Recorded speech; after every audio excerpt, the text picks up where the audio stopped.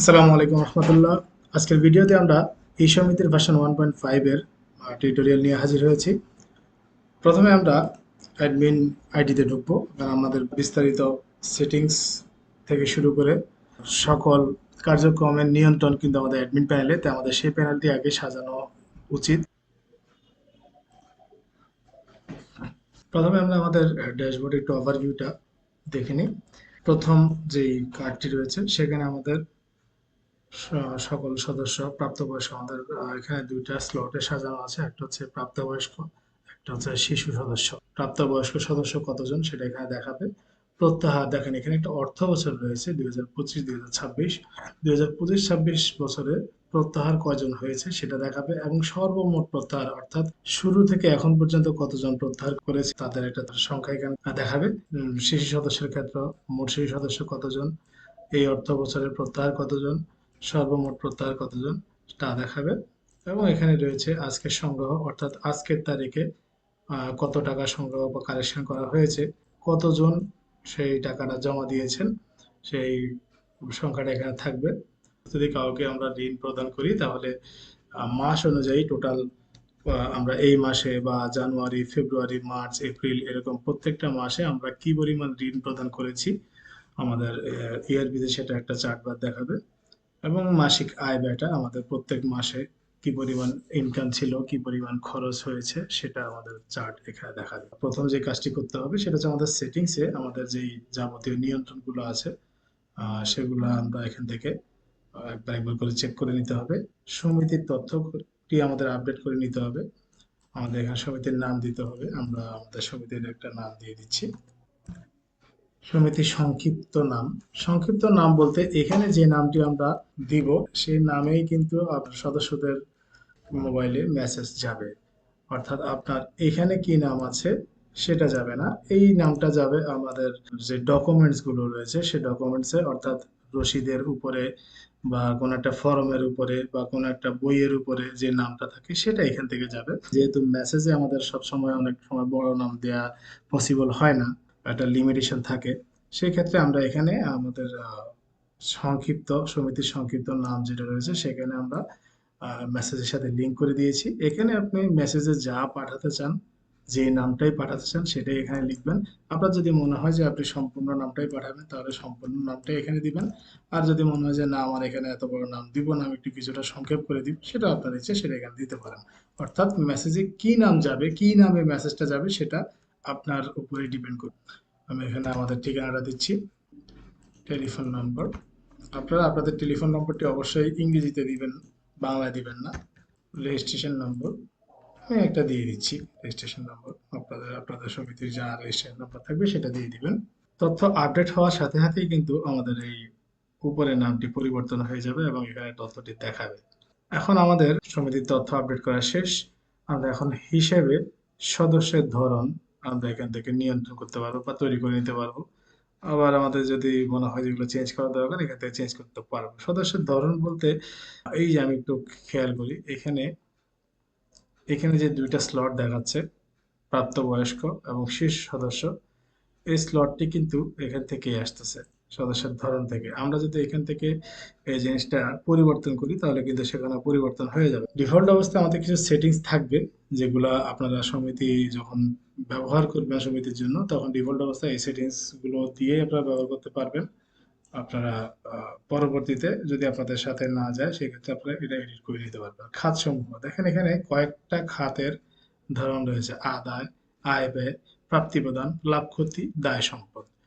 অর্থাৎ একটা হিসাবের মধ্যে যত রকমের খাত, যত ক্যাটাগরির খাত থাকা দরকার প্রত্যেকটা ক্যাটাগরির খাত এখানে আপনি দিতে পারবেন এবং ওই অনুযায়ী কিন্তু আমরা অপশন তৈরি করে রেখেছি।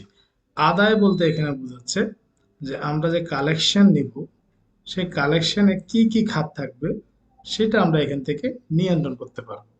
এই যে আমাদের শেয়ার জমা, সঞ্চয় জমা, ঋণ ফেরত, সেবা মূল্য, ঋণের জরিমানা, শেয়ার জরিমানা, জরিমানা, হিসাব খরচ, বিক্রয়, ভর্তি ফি। আপনাদের সমিতিতে আপনাদের খাতের সাথে নাম নাও মিলতে পারে, সেক্ষেত্রে নামটা পরিবর্তন করে নিতে পারবেন। আর যদি নতুন কোনো খাত থাকে এখানে নতুন একটা খাত তৈরি করে নিতে পারবেন। এখানে নতুন খাত তৈরি করার ক্ষেত্রে আপনারা চাইলে সিলেক্ট করে দিতে পারেন যে এটা কাদের জন্য প্রযোজ্য হবে। আপনারা যদি কোনোটাই সিলেক্ট না করেন তাহলে উভয়ের জন্যই প্রযোজ্য হবে, আর যদি সিলেক্ট করে দেন তাহলে নির্দিষ্ট ওই ক্যাটাগরির সদস্যদের জন্যই এটা প্রযোজ্য হবে। যেমন এখানে দুইটা সিলেক্ট করা নেই, মানে এটা সবার যত ধরনের ক্যাটাগরি আছে সবার জন্যই প্রযোজ্য, আর বাকি যেগুলো আছে সেগুলো কিন্তু প্রাপ্তবয়স্ক সিলেক্ট করা রয়েছে, অর্থাৎ এটা শুধুমাত্র প্রাপ্তবয়স্কের জন্যই প্রযোজ্য হবে। এরপরে আমরা আয় ব্যয়। আয় ব্যয় বলতে বোঝায় সমিতির আয় এবং ব্যয়ের যে ধরনের খাতগুলো রয়েছে, যেমন যাতায়াত একটা খাত, যাতায়াত একটা ব্যয়ের খাত, হ্যাঁ। তারপর হচ্ছে যে বিক্রয় একটা আয়ের খাত, তারপর হচ্ছে যে আপনার আপ্যায়ন একটা ব্যয়ের খাত। অর্থাৎ আপনার ব্যয় এবং আয় দুইটারই যাবতীয় যত ধরনের খাত আছে সব খাত আমরা এখান থেকে নিয়ন্ত্রণ করতে পারবো। এখানে নতুন খাত আমরা অ্যাড করতে পারবো, আর যদি আমাদের পুরনো কোনো খাত পরিবর্তন করতে হয় এখানে পাশে এডিট বাটন রয়েছে, আমরা খাতটি পরিবর্তন করতে পারবো এবং খাতটি কত নাম্বার সিরিয়ালে দেখাবে সেটা কিন্তু আমরা এখান থেকে নিয়ন্ত্রণ করতে পারবো। যে প্রদর্শন আদেশে যেটা আছে যে আমরা যদি এখানে 7 নাম্বার দিই তাহলে এটা 7 নাম্বার দেখাবে, 3 নাম্বার দিলে 3 নাম্বার দেখাবে, অর্থাৎ আমরা সিরিয়ালটাও ম্যানেজ করতে পারবো। প্রাপ্তিপ্রদান। প্রাপ্তিপ্রদান বলতে বোঝায় আয় ব্যয়তে যত ধরনের খাত আমরা তৈরি করেছি সবগুলা খাতই কিন্তু আমাদের এখানে দেখাবে, এই জায়গাতে সবগুলা খাত দেখাবে। অর্থাৎ খাত সমূহ দিয়ে যে টেবিলটা দেখাচ্ছে সেটাই মূলত প্রাপ্তি প্রদানের খাত। আমরা যদি এখান থেকে কোনো একটা খাত বাদ দিতে চাই, ধরুন বিক্রয়, আমরা যদি বাদ দিতে চাই সিলেক্ট করে আমরা লাল বাটনে ক্লিক করলে কিন্তু বিক্রয়টা চলে আসছে, বিক্রয় এখানে চলে আসছে। আমরা যদি আরেকটা জিনিস বাদ দিতে চাই ভর্তি, সেটাও কিন্তু এখানে চলে আসতেছে।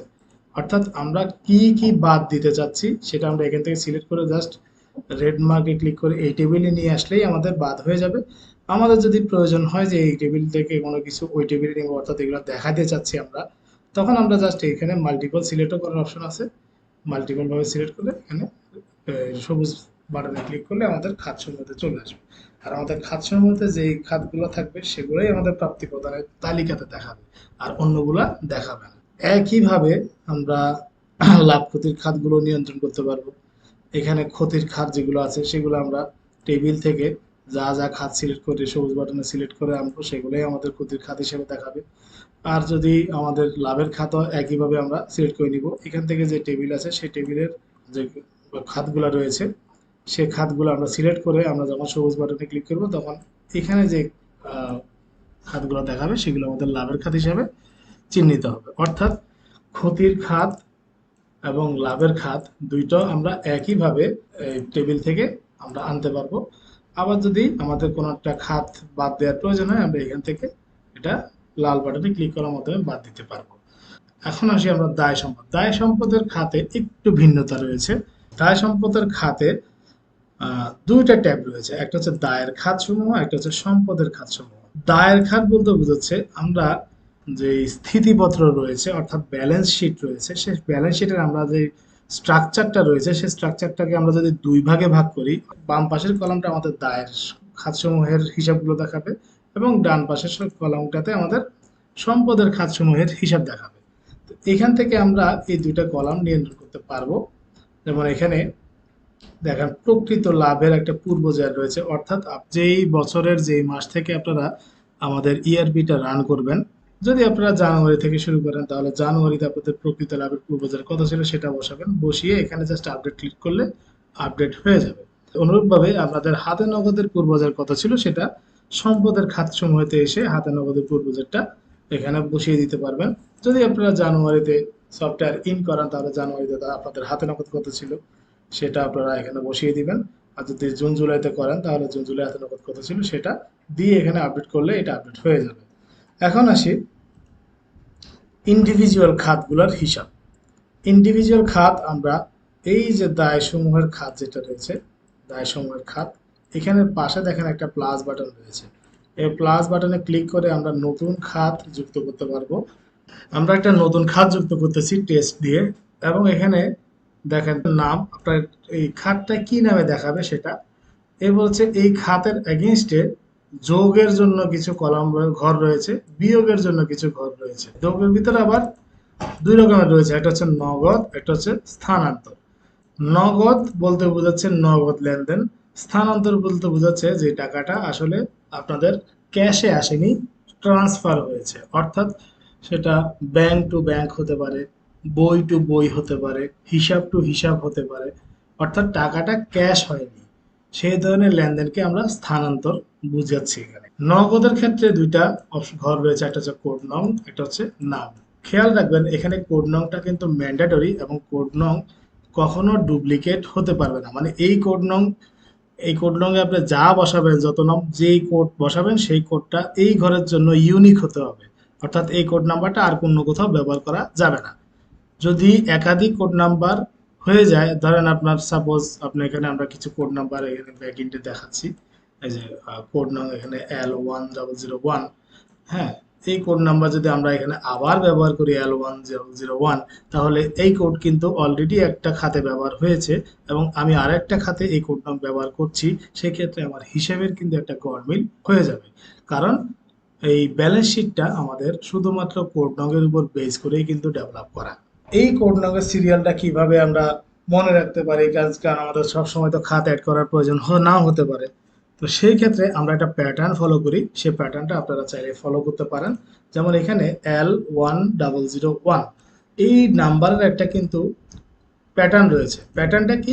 এল বলতে আমরা লেজার বোঝাচ্ছি, তারপর ওয়ান বলতে বোঝাচ্ছে আমাদের যে দুইটা কলাম, আমরা যদি ডান পাশ বাম পাশ যেটা একটু আগে হিসাব করলাম, যে বাম পাশে আমাদের দায়ের খাত, ডান পাশে সম্পদের খাত, তাহলে আমরা এই L1 বলতে বোঝাচ্ছি 1 নম্বর কলাম এবং L2 বলতে বোঝাচ্ছি 2 নম্বর কলাম। নতুন কোনো একটা খাত যখন ব্যালেন্স শিটে যুক্ত করব, তখন ব্যালেন্স শিটে যুক্ত করার জন্য আমাদের কয়েকটা প্রসেস আমাদেরকে ফলো করতে হবে। প্রথমত হচ্ছে আমরা এই যে প্রদর্শিত নাম, মানে অর্থাৎ খাতের নাম কি হবে সেটা আগে নির্ধারণ করব। এরপর সেই খাতের যোগের যে দুইটা কলাম রয়েছে, সেই দুইটা কলামের এগেনস্টে আমরা নাম লিখব এবং কোড নাম্বার লিখব। দোনো জায়গাতেই একটা যোগের ক্ষেত্র এবং বিয়োগের ক্ষেত্র যদি থাকে, এবং প্রদর্শন আদেশ, অর্থাৎ এটা কত নম্বর সিরিয়ালে আমাদেরকে দেখাবে সেটা আমরা এখান থেকে নির্বাচন করে নিতে পারবো। এবং আমরা যখন এই খাতটা যুক্ত করতেছি, সেই খাতটা যুক্ত করার আগ পর্যন্ত ওই খাতের এগেনস্টে কোনো পূর্বজের রয়েছে কিনা সেটা আমরা এখান থেকে যুক্ত করে নিতে পারবো। সেটা কিভাবে যুক্ত করব? নতুন কোনো একটা খাত তৈরি করার জন্য, সাপোজ এখানে আমাদের একটা 16 নম্বর পর্যন্ত একটা খাত আছে বা 17 নম্বর পর্যন্ত, আমরা এখানে আরেকটা খাত যুক্ত করতে চাচ্ছি 18 নম্বর খাতে, এখানে 17 পর্যন্ত আছে, তাহলে সেক্ষেত্রে আমরা এখানে প্লাস বাটনে ক্লিক করব এবং এখানে আমার কোড নাম্বারটা আমি যখন ফলো করব, কোড নাম্বারটা আমার ইউনিক হতে হবে। তাহলে ইউনিক হওয়ার জন্য অনেকে অনেকভাবে ইউনিক করতে পারে। আমরা খুব সহজভাবে একটা প্যাটার্ন আমরা ফলো করি, সেই প্যাটার্নটা আপনাদের সামনে শেয়ার করতেছি। আপনারা চাইলে সেই প্যাটার্ন অনুযায়ী আপনাদের কোড নাম্বারগুলো বসাতে পারেন। আমরা একটা কোড নাম্বারের ঘর আছে টোটাল 4টা, একটা, দুটো, তিনটা, 4টা, টোটাল 4টা কোড নাম্বার আমাকে বসাতে হবে। তো আমরা এখানে যে প্যাটার্নটা ফলো করি সেটা হচ্ছে যে, যেহেতু এটা এটা একটা লেজার শিটে আমাদের এই খাতগুলো যুক্ত করব, তাই এখানে আমরা লেজার শিটের এল নিলাম, এল, এবং পরের যেই ডিজিটটা সেটা হচ্ছে ট্যাব, অর্থাৎ এই যে আমাদের এখানে একটা ট্যাব, দুইটা ট্যাব রয়েছে, একটা হচ্ছে এক, একটা হচ্ছে দুই। এক হচ্ছে দায়ের খাত, দুই হচ্ছে সম্পদের খাত। তাহলে আমরা এখন যুক্ত করতেছি দায়ের খাত, অর্থাৎ 1 নাম্বার, অর্থাৎ 1 নাম্বার দায়ের খাতে আমরা নতুন একটা খাত যুক্ত করতেছি। তাহলে সেক্ষেত্রে আমরা এখানে যে প্যাটার্নটা ফলো করতেছি, প্রথমে লেজারের জন্য এক, এল, এবং ট্যাবের জন্য আমরা কত নাম্বার ট্যাব ব্যবহার করতেছি সেই ট্যাব নাম্বারটা দিলাম, সেই ট্যাব নাম্বার 1। এরপর হচ্ছে রো নাম্বার, অর্থাৎ আমরা যে নতুন খাতটা যুক্ত করতে চাচ্ছি সেটা কত নাম্বার রো, এটা 1, 2, 3, 15, 16, 17, অর্থাৎ 17-এর পর 18 নম্বর রোতে এই খাতটা আমরা যুক্ত করব। তাই এখানে আমরা সেই পরবর্তী যেই রো নাম্বার সেটা আমরা দিয়ে দিলাম 18, এবং 18 দেওয়ার পর পরবর্তীতে আমরা আরো দুটা ডিজিট নিচ্ছি, সেটা হচ্ছে কলাম নাম্বার। এখানে কলাম নাম্বার বলতে বোঝানো হচ্ছে এই যে এখানে যে কলামগুলো রয়েছে, 1 নম্বর কলাম, 2 নম্বর কলাম, 3 নম্বর কলাম, 4 নম্বর কলাম, অর্থাৎ 4টা কোড নেমের জন্য 4টা কলাম রয়েছে। তো আমরা যত নাম্বার কোড নামে সেটা বসাচ্ছি, তত নাম্বার কলামটা আমরা ওখানে যুক্ত করব। যেমন এখানে আমি কোড নাম্বারটা বসাচ্ছি প্রথম কোড নম্বরের ঘরে, তাই এখানে আমি 01 দিলাম, 01। আর একইভাবে আমরা যদি দ্বিতীয় নাম্বার কলামে আমরা কোড নাম্বার বসাই, সেম জিনিসটাই হবে, যেহেতু এটাও লেজারের 1 নাম্বার ট্যাবের 18 নাম্বার কলাম হবে এবং 18 নাম্বার রো হবে, এবং 18 নাম্বার রো এর এটা হচ্ছে 2 নাম্বার কলাম। একইভাবে এটা হচ্ছে 18 নাম্বার রো এর 3 নাম্বার কলাম। একইভাবে এটা হচ্ছে 18 নাম্বার রো এর 4 নাম্বার কলাম। অর্থাৎ এইভাবে কিন্তু আমরা ইউনিক কোড নাম্বারগুলো যুক্ত করতে পারবো। এবং এখানে আমরা নাম কি হবে, জমা নামে দেখাবে নাকি আদায় নামে দেখাবে না অন্য কোনো নামে দেখাবে, সেটা আমরা এখানে লিখে দিতে পারবো। আমি দিলাম জমা, এবং এখানে দিলাম স্থানান্তর, এবং অনুরূপভাবে এখানেও দিলাম উত্তোলন, এখানে দিলাম স্থানান্তর। এবং দেখেন প্রদর্শন আদেশ এটা কত নম্বর সিরিয়ালে দেখাবে, আমি এটা দিচ্ছি, এটা 18 নম্বর সিরিয়ালেই দেখাবে। ধরে নিলাম যে এটা কোনো আগত জ্ঞান নাই, তো এখানে আমি 0 দিয়ে দিলাম, দিয়ে যুক্ত করলে ক্লিক করলে দেখ আমাদেরকে সাকসেস অ্যালার্ট দিয়েছে। আমরা এখন চেক করে দেখব, এই যে 18 নম্বরে কিন্তু প্রকৃত লাভের উপরে নতুন খাত যেটা রয়েছে এটা অলরেডি আমাদেরকে কিন্তু যুক্ত করে দেওয়া হয়েছে, এবং আমাদের কোড নাম্বার কিন্তু সিরিয়াল অনুযায়ী আমরা যা বসিয়েছি সেটা কিন্তু আমাদের দেখাচ্ছে। এখানে এই নাম কোথায় দেখাবে, এই নামটা কোথায় দেখাবে, এটা কোথায় দেখাবে, এটা কোথায় দেখাবে, এটা কোন জায়গায় দেখাবে, এই ডিটেলস আপনারা খেয়াল করেন। আমাদের মূলধন বা দায় অর্থাৎ ট্যাব নাম্বার 1, যে দায়ের খাতসমূহ, এখানে আমাদের 1 নাম্বার সিরিয়ালে কিন্তু শেয়ার আমানত দেখানো হচ্ছে, যাই এই যে এখানে কিন্তু আমাদের উদ্ধৃত পত্রের যে শীট, সেই শীটও কিন্তু শেয়ার আমানত দেখাচ্ছে। অর্থাৎ মূল যে হেডলাইন, সেই হেডলাইনটাই হচ্ছে যে প্রদর্শিত নামে যেটা দেখাবে সেটা। আমি যদি এখানে নামটা পরিবর্তন করে ফেলি, তাহলে এখানেও কিন্তু নামটা পরিবর্তন হয়ে যাবে। খেয়াল করেন, আমি যদি এখানে শেয়ার আমানতের পরিবর্তে অন্য কোনো নাম দিই, ব্র্যাকেটে টেস্ট দিয়ে জাস্ট দেখানোর জন্য যে নামটা পরিবর্তন হচ্ছে কিনা। সেভ ক্লিক করার পর আমরা এই শীটটা যখন আবার ওপেন করব, আমরা একটু শীটটা ওপেন করি, দেখেন এখানে আমরা টেস্ট নাম দিয়েছি, এখানেও কিন্তু শেয়ার আমানতের নামের টেস্ট যোগ হয়ে গেছে। অর্থাৎ এখানে আমরা যা পরিবর্তন করব এখানে ঠিক তাই পরিবর্তন হবে। এবং এই যে যোগের ঘরে যে আমরা আরেকটা নাম দিয়েছি জমা, এইখানে আমরা যা দিব এই জায়গাতেও ঠিক তাই আসবে। এখানে জমা হতে পারে, বর্তমান হতে পারে, যেমন এই যে নিচের সঞ্চয় আমরা কিন্তু এই একই জায়গাতে বর্তমান দিয়ে দিয়েছি, যার কারণে এখানে বর্তমান এসেছে। এখন খেয়াল করেন এখানে আবার একটা জায়গাতে আমরা নাম দেই নাই, আমরা যদি নাম না দেই তাহলে সেক্ষেত্রে এখানে কিন্তু দেখাবে না। আমরা যদি নাম দেই তখনই দেখাবে। যেমন এখানে আমরা 4টা কলামের 4টা কলামই আমরা ফিল আপ করেছি, তাই এখানে আমাদের কিন্তু 4টা কলামই দেখাচ্ছে। আর এখানে আমরা 3টা কলাম ফিল আপ করেছি, একটা কলামের একটা অংশ আমরা বাদ রেখেছি নামের ঘরটা, যার কারণে এখানে 3টা কলাম দেখাচ্ছে। এবং এই যে কলামগুলো দেখাবে এবং কলামগুলোর এগেইনস্টে যে এই যে ব্যালেন্সগুলো আছে, এখানে যে ব্যালেন্সগুলো দেখাচ্ছে, এই ব্যালেন্সগুলো কি তাহলে অটোমেটিক আসবে? না, এটা অটোমেটিক আসবে কখন? যখন আমরা এই কোড নাম্বারের এগেইনস্টে আমরা খাতগুলোকে লিঙ্ক করে দিব। আমরা কোন খাত লিঙ্ক করে দিব? আমরা তো এখানে অলরেডি খাতের নাম লিখলাম, তাহলে আবার কি খাত আছে যেটা আমাদের লিঙ্ক করতে হবে? হ্যাঁ আছে, আমাদের পোস্টিংগুলো কিন্তু এই নামের খাতে আসতেছে না, আমাদের পোস্টিংগুলো আসতেছে কোথায়? আপনারা যখন পোস্টিং দিবেন বা কোনো একটা আয় ব্যয় উঠাবেন, তখন কিন্তু এই আয় ব্যয়ের যেই খাতগুলো আছে সেই খাতগুলোর এগেনস্টে কিন্তু আপনারা পোস্টিং দিবেন, এবং এই আয় ব্যয়ের খাতটাই আমাদেরকে কোথায় কি করতে হবে? দায় সম্পদে লিঙ্ক আপ করতে হবে। কিভাবে লিঙ্ক আপ করব? আমরা প্রথমে আগে যেই নামে দেখতে চাই সেই নামটা এখানে লিখবো, লেখার পরে কোড নাম্বারগুলো দিব, দেওয়ার পরে আমরা যোগের ক্ষেত্রে কি নাম দেখাবো, বিয়োগের ক্ষেত্রে কি নাম দেখাবো, স্থানান্তর হলে কি নাম দেখাবো, সেটা আমরা সেট করে নিব। নেয়ার পর তারপরে আমরা খাত কি করব? যুক্ত করব। কিভাবে খাত যুক্ত করব? দেখেন আমাদের নামের নিচে এখানে একটা প্লাস চিহ্ন রয়েছে, নতুন খাত যুক্ত করুন নামে। আমরা যদি এখানে ক্লিক করে আমাদের দেখেন আমাদের যোগের জন্য কিন্তু একটা কোড নাম্বার যেটা আমরা বসিয়েছিলাম সেটা কিন্তু ফিক্সড হয়ে গেছে। আমরা এখানে এখন এই যে যোগের জন্য আমরা এখন খাত নির্বাচন করতে পারবো, এখান থেকে যে কোনো খাত আমরা নির্বাচন করতে পারবো। আমাদের এখানে এই শেয়ার আমানতের জমার ঘরে কোন খাতটা আমরা লিঙ্ক করতে চাচ্ছি সেটা আমরা এখান থেকে সিলেক্ট করে যখন সেভ দিব বা যুক্ত করণে ক্লিক করব, তখনই কিন্তু আমাদের এই খাতটি যুক্ত হয়ে যাবে। অনুরূপভাবে স্থানান্তর একই, বিয়োগের ক্ষেত্রেও একই, বিয়োগের স্থানান্তরও একই।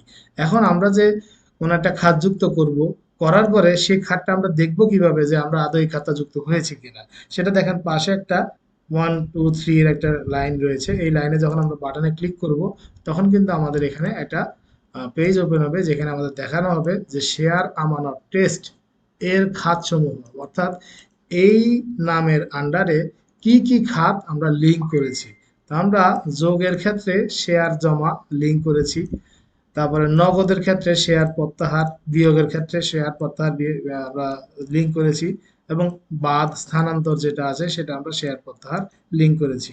অর্থাৎ আমরা যখন এখানে পোস্টিং দিব কোনো একটা অ্যামাউন্ট, আমরা কিন্তু পোস্টিং দিব এই খাতগুলোতে, এবং এই খাতগুলোতে যখন আমরা পোস্টিং দিব সেটা অটোমেটিক কি হয়ে যাবে, এই খাতগুলোর যে অ্যামাউন্ট রয়েছে সেই অ্যামাউন্টগুলো যোগ হয়ে এই নগদের যে লাইনটা রয়েছে, অর্থাৎ এই জমার যে লাইনটা রয়েছে সেখানে আমাদেরকে দেখাবে, এবং আহ, জমার এই ঘরে দেখাবে কার আন্ডারে, এই যে শেয়ার আমানত টেস্টের আন্ডারে।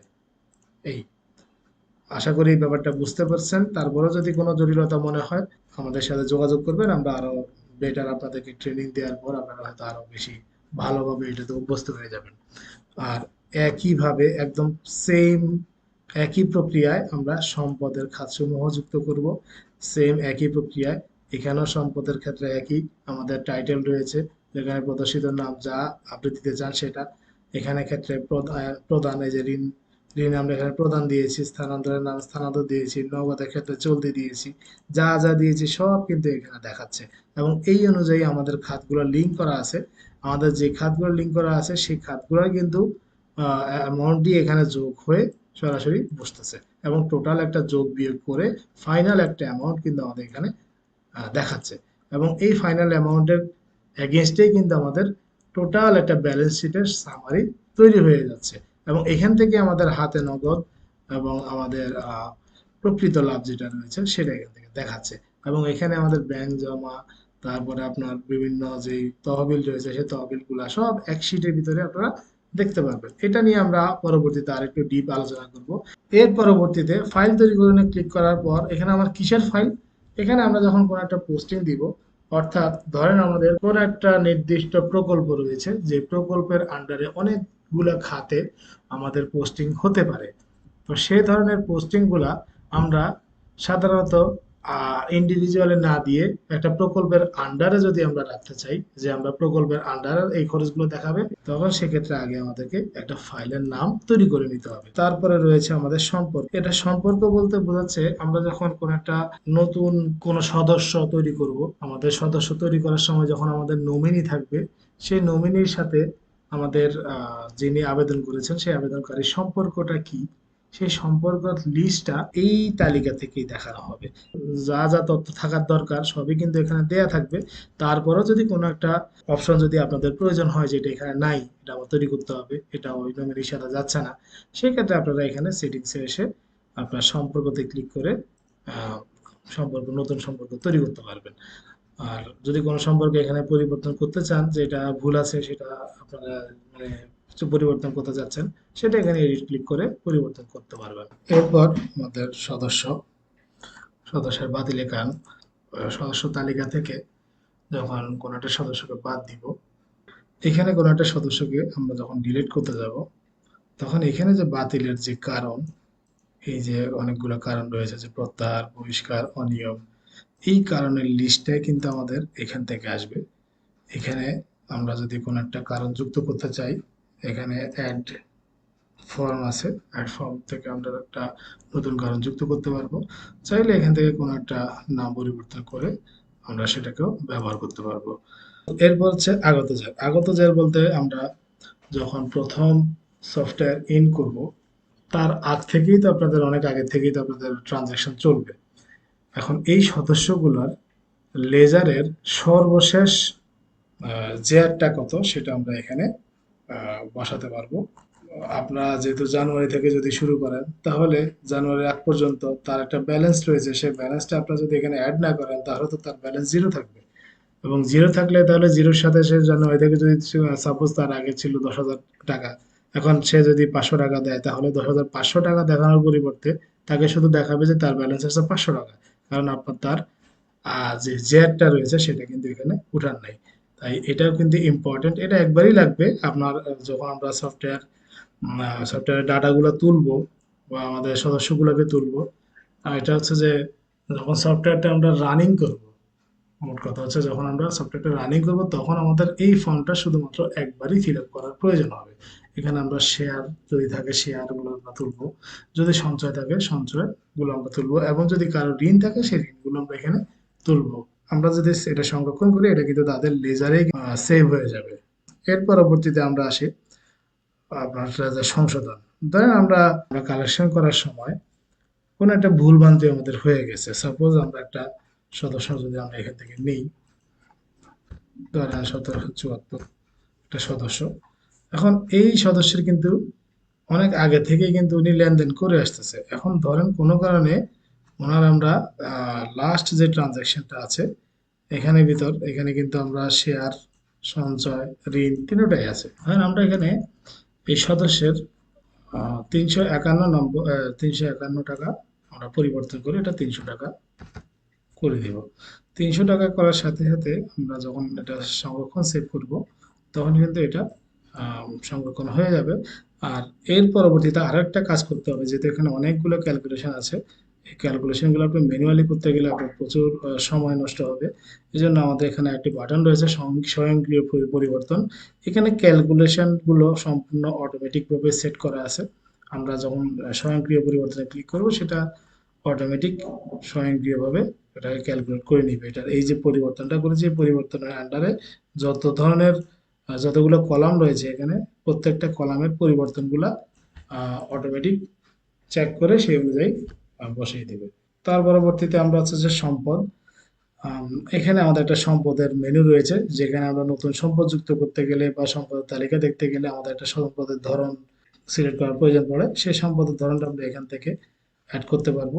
কোনো একটা দোকান বা ঘর যদি আপনাদের থাকে, সেটা যদি আপনাদের রেন্টের বা ভাড়ার আওতায় থাকে, সেই ক্ষেত্রে আপনার ভাড়ার খাতগুলো এখান থেকে অ্যাড করতে পারবেন। আর আপনাদের এই ইআরপিটা ব্যবহার করার জন্য যদি একাধিক ব্যবহারকারী থাকে সেক্ষেত্রে প্রত্যেকজনের আলাদা আলাদা করে আইডি পাসওয়ার্ড আপনারা ক্রিয়েট করতে পারবেন এই যে ব্যবহারকারী এই অপশনের মাধ্যমে। এখানে ক্লিক করার সাথে সাথে আপনাকে বর্তমান যেই ইউজারগুলো রয়েছে তাদের একটা তালিকা দেখাবে। আপনারা চাইলে এখান থেকে তা থেকে ডিলিটও করে দিতে পারবেন, চাইলে এডিট করে তাদের ডিটেলস পরিবর্তন করতে পারবেন। আর যদি নতুন কোনো ব্যবহারকারী তৈরি করতে চান সেক্ষেত্রে এই ফর্মটা ফিল আপ করে যুক্তকরণে ক্লিক করে নতুন ব্যবহারকারী যুক্ত হয়ে যাবে। তাহলে এই ছিল আমাদের এই সমিতির সেটিং সংক্রান্ত যাবতীয় আলোচনা। কিভাবে ব্যবহার করবেন সে সম্পর্কে আমরা বিস্তারিত আপনাদেরকে দেখিয়েছি। এরপরেও যদি আপনাদের কোনো জায়গাতে অসুবিধা, আপনারা আর ডিটেলস জানার প্রয়োজন পড়ে অবশ্যই আমাদের সাথে যোগাযোগ করবেন, আমরা আপনাদেরকে যথেষ্ট সহযোগিতা করব। ধন্যবাদ। আসসালামু আলাইকুম।